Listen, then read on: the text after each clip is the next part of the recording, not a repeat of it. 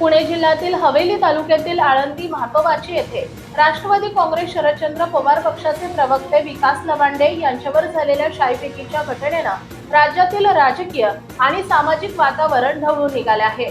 एका कार्यक्रमासाठी गेलेल्या लवांडे यांना अडवून संग्राम भंडारे आणि त्यांच्या समर्थकांकडून शाई ओतण्यात आल्याचा आरोप करण्यात आला असून या घटनेनंतर संत परंपरा, वैचारिक स्वातंत्र्य आणि महाराष्ट्राच्या पुरोगामी वारशावर नव्यानं चर्चा सुरू झाली आहे। घटनेनंतर लवांडे यांनी लोणी काळभोर पोलीस स्टेशन येथे धाव घेत तक्रार दाखल करण्याची प्रक्रिया सुरू केली। या घटनेनंतर परिसरात तणावाचं वातावरण निर्माण झालं असून पोलिसांकडून पुढील तपास सुरू असल्याची माहिती समोर आली आहे। दरम्यान राष्ट्रवादी काँग्रेसच्या नेत्यांनी या घटनेवर तीव्र प्रतिक्रिया व्यक्त करत संग्राम भंडारे यांच्यावर कठोर कारवाईची मागणी केली आहे। आमदार रोहित पवार यांनी वारकरी संप्रदायात घुसखोरी केलेल्या कट्टरवाद्यांविरोधात विकास लवांडे आवाज उठवत होते। त्याचाच राग मनात धरून त्यांच्यावर भ्याड हल्ला करण्यात आला असा आरोप केलाय।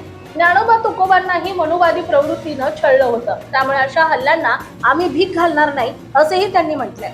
खासदार सुप्रिया सुळे यांनीही या घटनेची गंभीर दखल घेतली आहे। भर रस्त्यात एका राजकीय पक्षाच्या पदाधिकाऱ्याला अडवून हल्ला करण्याचं धाडस कोणाच्या पाठबळावर होत आहे असा सवाल उपस्थित करत त्यांनी राज्याच्या गृहमंत्र्यांनी तातडीने हस्तक्षेप करून कठोर कारवाईचे आदेश द्यावेत अशी मागणी केली आहे। हल्लेखोरांकडे हत्यारे असल्याचाही दावा त्यांनी केलाय।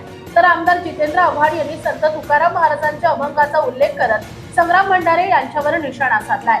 वारकरी संप्रदाय हा प्रेम, समता आणि नम्रतेचा मार्ग आहे, गुंडगिरीचा नाही असं सांगत त्यांनी विकास लवांडे यांच्या भूमिकेला पाठिंबा दर्शवला।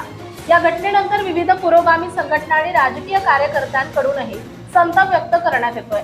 लोकशाहीत मतभेद असू शकतात, मात्र विचार मांडणाऱ्यांवर शाईफेक, धमक्या आणि गुंडगिरी करणं ही महाराष्ट्राच्या पुरोगामी परंपरेवर आघात करणारी बाब आहे अशा प्रतिक्रिया उमटत आहेत।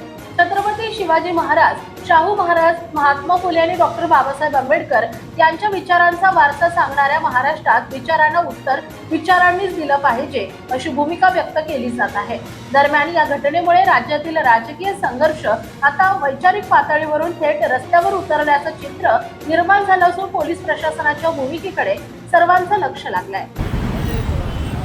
आज सकाळी म्हातोबाची आळंदी तालुका हवेली येथे माझं एका दशक्रियेच्या निमित्ताने प्रवचन होतं। ते प्रवचन संपल्यानंतर 10 वाजता मी आळंदी म्हातोबाची इथून पुण्याला जायला निघालेलो असताना रस्त्यात गावाच्या बाहेर आल्यानंतर वारकरी संप्रदायातील संग्राम भंडारे आणि काही 10-15 गोरक्षक होते, सगळेजण 2-3 गाड्या होत्या आणि त्या सगळ्या गुंडांनी मला रस्त्यात निर्जन स्थळी अडवलं।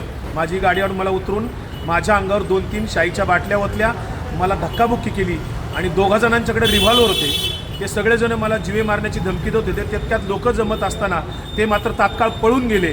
मी त्या सर्वांचा निषेध करतो। संग्राम भंडारे आणि त्याच्यासोबत आलेले सगळे जे काही 10-15 गुंड होते, गाड्या घेऊन आलेले, त्यांच्यावर पोलिसांनी तात्काळ कायदेशीर कारवाई करावी। मी लोणी काळभोर पोलीस स्टेशनला इथे फिर्याद देण्यासाठी आलेलो आहे।